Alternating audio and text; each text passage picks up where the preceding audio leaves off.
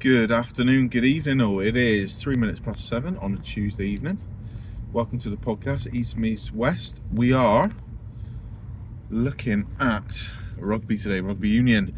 The upcoming British and Irish Lions tour to Australia got underway in a warm-up game against Argentina at the Aviva Stadium, Dublin, Friday night. Now, I use the quotation marks because I don't think you can class it as a warm-up game because it's one match and they're still not going to hit the ground running against the Western Force Saturday morning UK time. It's more of a sending off occasion and a chance for a lot of British and Irish fans to see their team in the flesh, real life, before they depart for Australia, because as wonderful as Lions tours are, financially it's unachievable for, I would say, 90% of rugby fans to attend a tour, follow a tour. Come on, you can't wait for me there, mate. I've got no room. Sorry, I'm in the. Obviously, you can see I'm in the car at the minute, as most of my solo videos are probably going to be in the car. So the Lions faced Argentina, as I said. Not the strongest 15 they could have fielded. However, some people would have said it was a strong enough 15 to beat Argentina. Now, Argentina are not to be underestimated. They've been underestimated for years. They've done very, very well in the Rugby Championship. They've come on leaps and bounds in recent years. They've beaten all three of the Southern Hemisphere giants within the last 12 months, which is huge, because they were one of many teams who have never beaten the All Blacks. I think out of the major rugby nations, I believe Wales and Scotland probably are the only ones left who've never beaten the All Blacks. Obviously, you cannot measure success in international rugby purely on whether you can defeat New Zealand or not, but it shows the progress. To beat the Wallabies, the All Blacks and the Springboks all within 12 months is a significant feat. And there's no doubt in my mind, a lot of British and Irish Lions fans, maybe one or two on the pitch, would have underestimated Argentina. Argentina came to play. They were a serious team. They're ranked fifth in the world. They're ranked above the Wallabies. Argentina were missing a few players as well. So let's look through the 15 that was selected, if I can remember. There's one or two I cannot remember the names of. So Ellis Genge, loose head. Luke Cowan-Dickey, hooker. The tight head prop, I forget his name. He's the guy. He's only recently joined the tour with the dreadlocks, who I thought did bloody well, to be honest. I can't remember his name. I do apologise. Tyburn and Maritoji, captain, in the second row. You had Tom Curry, Jack Morgan as the flankers, Ben Earl number 8, Alex Mitchell scrum half, 10 Finn Smiths. So you had the Northampton Saints combo there. Centres, 2 inside centres really, Bundyaki and Sione Tuipulotu. Wingers, Duan van der Merwe on the left wing, on the number 11 shirt, Tommy Freeman on the right, that's 14, and Marcus Smith, some would say shoehorned into a full-back position. Now, stars all over the pitch there. Were the Lions ever realistically going to turn up, having the first game played together, and smash Argentina? No.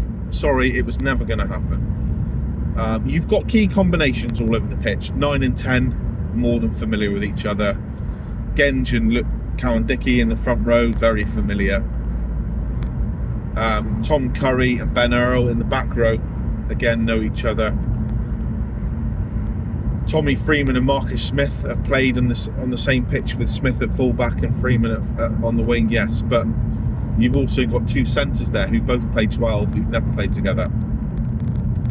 You've got a second row partnership who've never played together. You've got a hooker and a tight end who've never played together. So all over the pitch. And Argentina are a serious team. However, I think the Lions played fairly well. They made mistakes. Errors cost them. Errors cost them in crucial moments. On another day, and this is no disrespect to Argentina, because I thought Argentina were fantastic and they deserved the win. They got some fantastic breakaway tries. They showed effort, desire, and their defence in the last 10 to 15 minutes was supreme. The Lions could not break through. They were trying to punch holes through the Argentina wall, and they just couldn't do it. Argentinians stood strong and played up to their core values as a international rugby team in physicality, but enterprise when they get the opportunity. A bit of South American flair on the counter attack. But the Lions, I didn't think did that bad. I think it was a positive start, not in terms of result, but in terms of not so much performance, but the game they had. It was hard work. It was tough. It was tight. It was a proper test match. Is probably the best way to sum it up. The last thing really Andy Farrell would have wanted was for his Lions team to go up, sweep all before them, put 50, 60 points on the board. Realistically, never going to happen. But hypothetically, he would not have wanted to put 50, 60 points on the board to it to have been a no contest, and he wouldn't have learned anything. The players wouldn't have learned anything. The players who played coming off that pitch will know what this is big. Particularly, there's a lot of debutants for the Lions in that starting 15. I'm looking at the likes of Ellis Genge, Ben Earl, Jack Morgan. I'm looking at the halfback partnership. Tommy Freeman, Tuipulotu. I don't think Tuipulotu toured in 21, did he? So, who stood out? I thought Ellis Genge was superb in the scrummage, in the loose, brilliant. Cowan Dickey and Kelleher are getting a lot of stick online for the lineouts. However, it's very rare you see one hooker not having success with the arrows and then the second hooker having the same problems. So that says to me, was there a bit of clunkiness within the lineout? Probably. Atoje was calling the lineout. I'm not going to throw the book at him and blame him for it, but you cannot pin that on one person. The whole thing wasn't working. Don't get me wrong, there was a couple of overthrows, but the whole line-out wasn't working. I thought Atoje was fine. I thought Ty Byrne was fine. Didn't dominate. Neither of those two dominated. The back row I thought were under pressure. I thought Ben Earl had his usual high-energy game. Tom Curry was his usual self, hard as nails. Jack Morgan, I thought, struggled to get in the game a bit, but I think it's fair to say the Argentine back row won that battle. Alex Mitchell, Finn Smith, I don't think they pulled up any trees, to be totally frank, but I don't think they did anything particularly wrong. You could see phases of play. You could see the foundations for what the Lions were trying to do, which I think is a positive. Aki and Sione Tuipulotu, I don't think either of them will be starting 13 in a test match. They both played well. Tuipulotu, I thought, played really well, fairly well throughout the whole game. He improved when he went into 12 once Aki come off and Elliot Daly came on. So I think those two, they will revert to type, so to speak, and will be fighting it out for a 12 jersey throughout the tour. Tommy Freeman, I thought, was bloody good. He ran, carried well when he could. There was a moment in the second half where he cut inside and there was an obvious little switch ball to Thomas Williams, who was fabulous. We'll get onto him. And he would have been away. But those little things, those little intricacies, they've been training together for what, a fortnight? If that? A week and a half? It will come. It will come throughout the period of this tour. Those little things, those little intricacies, patterns of play, techniques, relationships, knowing that your mate is going to make that line, is going to run that line, and knowing which class to play, and him knowing that having run that line, he knows what you're going to do. That sort of telepathy between these players will come. I've no doubt about it. Tommy Freeman in the air was superb. Marcus Smith, indifferent at fullback. When he stepped to the line and jinked and jived and stepped, he looked bright. But is he a Lions test starter at 15? I don't think he is. I really don't think he is. He will have the opportunity in the 10 jersey throughout this tour to show his worth, there's no doubt. Notable mentions from the bench. Pollock came on. Overall did okay. High energy, won a couple of turnovers, good tackles, missed a tackle which led to a try and got stripped at the end. But overall, for a 20-year-old making his debut, he was hyped. It's great to see on the touchline. He was vocal, he wanted to get in and get on with it, and he will be better for that. Thomas Williams in the 9 jersey has put his hand up firmly in the air, came on, up the tempo, picked his passes, did really well. Didn't make Alex Mitchell look bad, but just enhanced his own game, played really well, and some of the Lions' best stuff came off the back of his invention and his running. Elliot Daly, wow, 3rd tour, and it's interesting to see come the end of the game, he was the one pushing the message in the huddle. He was the one speaking. If you look at him, you've seen interviews with him. Not the I don't know the guy. I've never met him. I don't know what he's like inside the changing room. He might be a lunatic. I don't know. But he doesn't seem like the loudest character or the bloke who's got the most to say. But you get the impression when he speaks, people listen because he's versatile. He's been there, done it, got the t-shirt. He can play wing, 13, 15. I've no doubt he could do a job at 10 if we really, really, really had to. As it happens, we've got 3 very good 10s on the tour. I thought he came on and things looked a little bit slicker. You know, you rarely see him make a mistake. Obviously, he's fat. He hasn't got the pace he once had, but he runs those clever lines. He spots space. He's got an unbelievable left boot on him. Let's be clear. If Finn Russell or Marcus Smith aren't having the best day from the kicking tee, he will step up and smash one in from 50 metres. Don't you worry about that. I think Elliot Daly has a big part to play in this tour. And I think that pretty much wraps it up. Kelleher came on, as I've said, struggled a little bit with the arrows, but I think the lineup wasn't functioning as it... I don't want to say as it should because it's so early. You know, they hadn't even left yet. So I think that the overall takeaway message is we shouldn't be surprised. The result was disappointing, yes, there's no doubt. However, Argentina should not be underestimated. Argentina are a serious team. And the Lions, at the end of the day, put in a somewhat predictable, clunky performance. I don't want to say it was clumsy, although I think Andy Farrell pretty much said that in his post-match interviews, saying it is unacceptable, errors being made, certain players not putting in as much effort, he sort of alluded to. It was a little bit dysfunctional. Clunky is the word. Ill lubricated.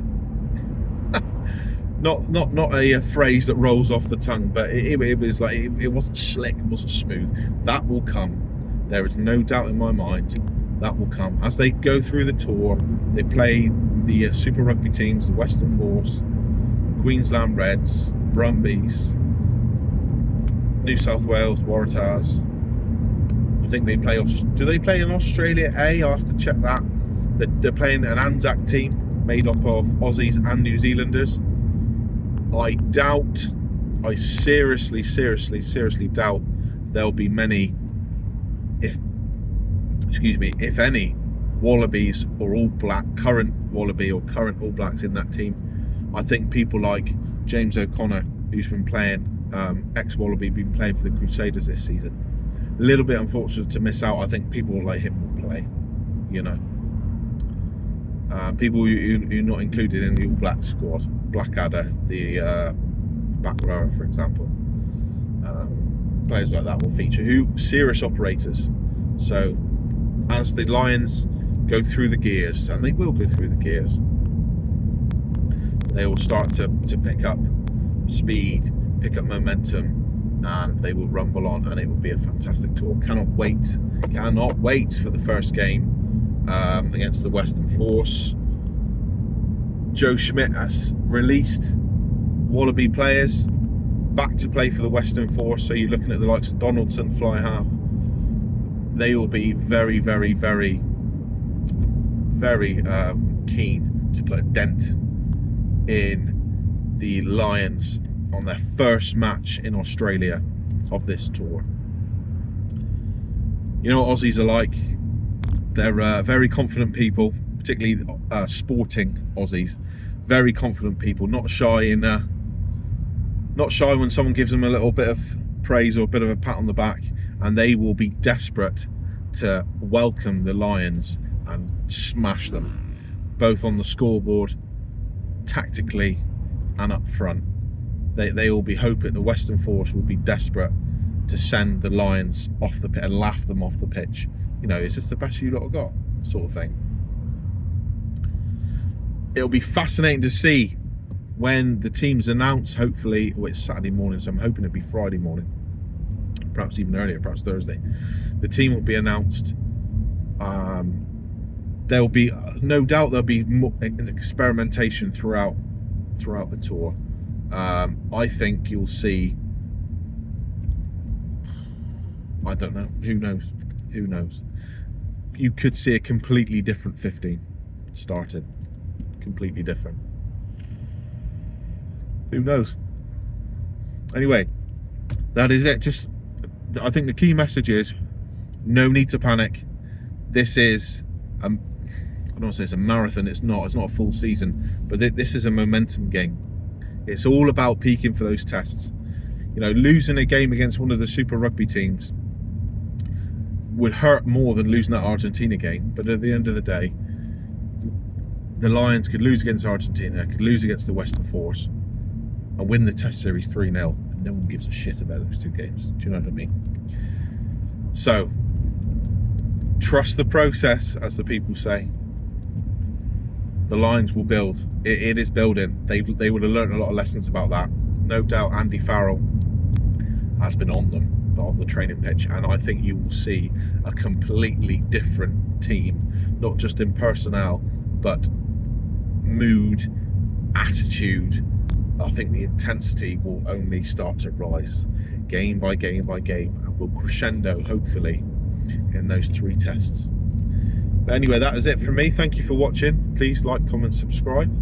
Do you think Argentina dominated the game? Do you think the Lions were unlucky? Do you think the Lions were as bad as some of the media say they are? Let me know. Thank you very much. Goodbye.